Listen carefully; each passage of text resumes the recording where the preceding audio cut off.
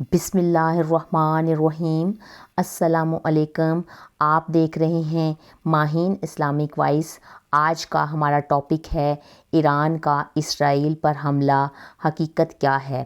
اسرائیل پر ایرانی حملے کی حقیقت۔ ایران نے اسرائیل پر حملہ کر دیا، یہ وہ خبر ہے جو دنیا بھر میں بریکنگ نیوز کے طور پر چلی ہوئی ہے۔ اب تک اس پر بات ہو رہی ہے۔ ایران کی طرف سے اسرائیل میں حملے میں 300 کے قریب بیلسٹک میزائل، ڈرون حملے اور کروز میزائلز کا استعمال ہوا ہے، لیکن اسرائیل کے فضائی میزائل نے اعلان کیا ہے کہ ڈرونز کو ہوا میں ہی ختم کر دیا۔ ایران کے 99% میزائلز کو اردن کی فضا میں ہی تباہ کر دیا گیا، لیکن اسرائیل کا کوئی جانی اور مالی نقصان نہیں ہوا۔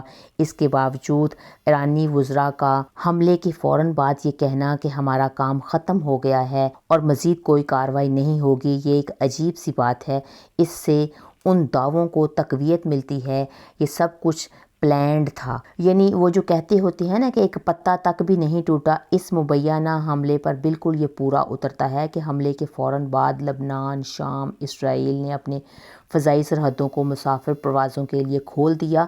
یہ سب کچھ ہی ایسے ہے جیسے کہ طے شدہ شیڈول تھا اور بہت ضروری کام تھا جو مکمل ہو گیا، جیسے کئی سالوں سے امریکہ پل پل کی خبریں دے رہا ہے کہ اب یہ ہو رہا ہے، اب یہ ہونے والا ہے، اب حملہ ہونے والا ہے، اب حملہ ہو رہا ہے، اب ایران نے حملہ کر دیا ہے۔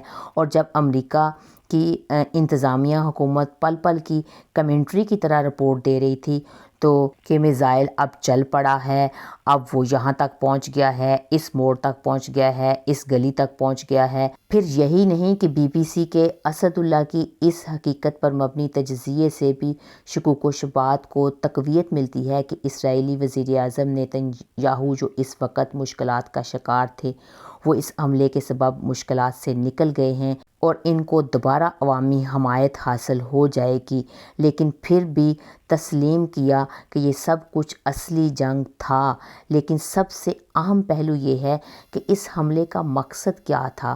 کیا کوئی شخص اس بات سے انکار کر سکتا ہے کہ اس حملے کا صرف ایک ہی مقصد تھا اور وہ مقصد شام میں موجود ایرانی سفارت خانے پر حملے کا بدلہ لینا تھا؟ جی ہاں، کچھ روز پہلے اسرائیل نے ایرانی سفارت خانے پر حملہ کیا تھا جس میں ان کے 8 افراد مارے گئے تھے۔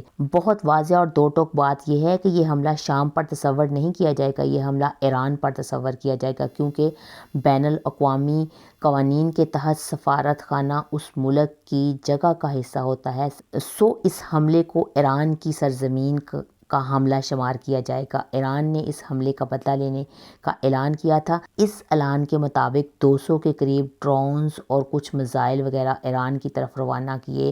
جو تفصیلات سامنے آئی ہے اس کے مطابق اسرائیلی ریاست کا کوئی نقصان نہیں ہوا۔ ہم تسلیم کر لیتے ہیں کہ ایران نے اپنے اوپر ہونے والے حملے کا بدلہ لے لیا بغیر نقصان اٹھائے ہوئے۔ اس حملے کا جو مذاق اڑایا جا رہا ہے، ہم کہتے ہیں یہ بھی درست ہے۔ ہم تسلیم کر لیتے ہیں کہ ایران نے اسرائیل کی ناک زمین پر لگا دی ہے۔ اب تسلیم تو ہم نے سب کچھ کر لیا، لیکن سوال یہ پیدا ہوتا ہے کہ ایران اگر اتنا طاقتور تھا کہ وہ 200 کے قریب میزائل بیک وقت ایک ہی وقت میں ہزاروں کلومیٹر دور سے 8-10 گھنٹے کی پرواز کے ذریعے اسرائیل کی طرف وہ بھیج سکتا ہے، میزائل چلا سکتا ہے، تو یہ سب کچھ اس سے پہلے کہاں تھا؟ جو دوست جذباتی ہو کر عربوں کو ہیجڑے اور عورتیں قرار دے رہے ہیں اور کہہ رہے ہیں کہ یہ غیرت سے خالی ہیں، ایران کو 56 بہنوں کا واحد بھائی قرار دے رہے ہیں، ہم ان کی یہ بات تسلیم کر لیتے ہیں کہ یہ جو عرب ہیں یہ ہیجڑے ہیں۔ اب سوال یہ پیدا ہوتا ہے کہ اتنی طاقتور سلطنت جس کے گلے میں غیرت کا میڈل ڈالا جا رہا ہے، وہ پچھلے 6 ماہ سے کہاں تھی؟ غزہ زمین بوس ہو گیا، ہزاروں بیگناہ انسان مسلمان شہید ہو گئے، پورے کا پورا علاقہ ملیہ میٹ کر دیا گیا۔ جنگ عظیم اول اور دوئم میں بھی اس کی مثال نہیں ملتی۔ 3 ایٹم بموں کے برابر بارود 30 کلومیٹر کی پٹی پر اسرائیلی ریاست نے ایسا پھینکا۔ ہمارا سوال یہ ہے کہ یہ میزائل، یہ ڈرونز ان مہینوں میں ان مظلوموں کے لیے کیوں نہ اٹھ پائے؟ تو یہ بھائی ان مہینوں میں کہاں سویا ہوا پڑا تھا؟ اگر غیرت ایسی موجود تھی، طاقت میں اتنی فراوانی تھی، اسلحہ اتنا شاندار جیب میں موجود تھا، تو یہ واحد بھائی مظلومیت کو لیے ہوئے کوئی میزائل بھی فائر نہ کر سکا؟ جو لوگ ایسے جذباتی ہو رہے ہیں وہ یقیناً اس دکھ کے سبب کہ اس کا سامنا وہ بس پچھلے کئی ماہ سے کر رہے ہیں، اور اب وہ اس حملے کے سبب بہت پرجوش اور خوش ہو رہے ہیں۔ ہم ہرگز ان کے جذبات پر مایوسی کی اوس نہیں گراتے، لیکن انہیں یہ سوچنے کی ضرورت ہے کہ آپ کا بھائی اگر اتنا طاقتور تھا، ایک بار بھی مظلوموں کے لیے وہ کیوں نہ نکلا؟ محض زبانی کلامی بات کر دینا۔ اس سوال کا کیا جواب ہے کہ اپنے 8 افراد کے لیے اسرائیل ریاست پر یہ لوگ جو ہیں وہ ڈرون حملے اور میزائل کی بارش کر سکتے ہیں، اور 6 ماہ پہلے وہ ایک گولی بھی نہیں چلا سکے؟ یہ جو سب کچھ ہو رہا ہے، یہ جو میزائلوں کی جنگ ہونے لگی ہے، اب اگر ایران نے اسرائیل پر حملہ کیا ہے تو اسرائیل بھی اس کے جواب میں یہی کچھ کرے گا۔ تو یہ جو جنگ ہے یہ پرانے زمانے والی وہ تلواروں والی نیزوں والی جنگ نہیں ہوگی، یہ اجتماعی خودکشی کی طرف انسانیت کا قدم ہے۔ ایسا کبھی بھی نہیں ہونا چاہیے۔ یہ جنگیں اس قسم کی جنگیں نہیں ہیں کہ جیت ہار والی جنگیں نہیں ہیں، یہ جنگیں جیت ہار والی جنگیں نہیں ہیں، کیونکہ جو جیت رہا ہوگا وہ بھی ہار رہا ہوگا، کیونکہ جنگ کے جو اثرات ہوں گے وہ تمام انسانیت کے لیے یکساں اثر انداز ہوں گے۔ ہم تو ویسے بھی دارالارکبوت کی طرح ایک دوسرے کے ساتھ جڑے ہوئے ہیں۔ دارالارکبوت کو انگریزی میں ویب کہتے ہیں، یعنی مکڑی کا جالا۔ یہ ذرا سا انٹرنیٹ کہیں سے ڈراپ ہو جائے تو کسی وجہ سے دنیا میں کچھ پتہ نہیں کہ کیا ہو جائے، کہ آپ کے اکاؤنٹ میں بینک میں جو پیسے پڑے ہیں وہ کہاں سے کہاں چلے جائیں، یا ذرا سی کمیونیکیشن جو ہے وہ اگر خراب ہو جائے تو کچھ پتہ نہیں کہ کیا ہو جائے۔ ہمارا تو سارا تانا بانا ہی ایک سائبر ورلڈ کے اندر ہے۔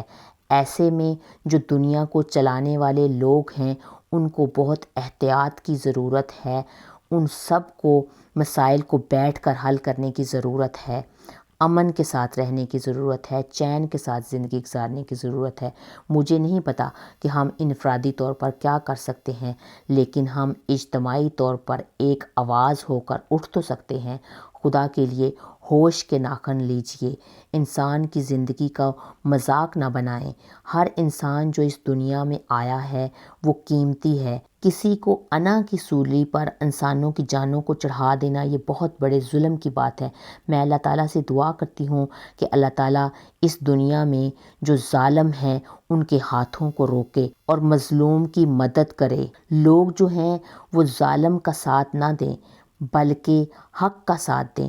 ہم سب حق کے ساتھ کھڑے ہوں تاکہ یہ دنیا امن کا گہوارہ بن سکے۔ اگر آپ کو میری ویڈیو اچھی لگی ہے تو میری ویڈیو کو لائک کریں اور اس کو دوسروں کے ساتھ شیئر ضرور کریں، شاید کسی کے دل میں بات اتر جائے اور دنیا میں امن و سکون ہو جائے۔ فی امان اللہ۔